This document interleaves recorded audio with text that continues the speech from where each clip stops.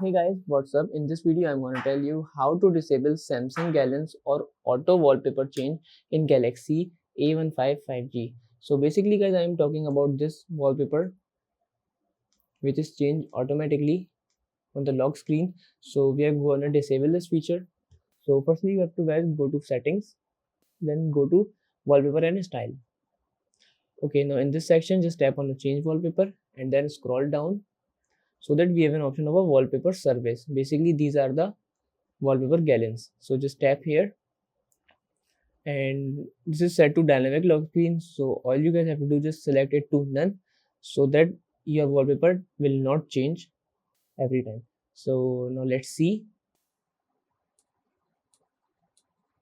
Yes. So that's how guys we can disable this feature in Galaxy A15 5G. So that is it guys about the video. If this video helped you, kindly like the video and follow us for more tips and tricks. See you guys in the next video. Take care.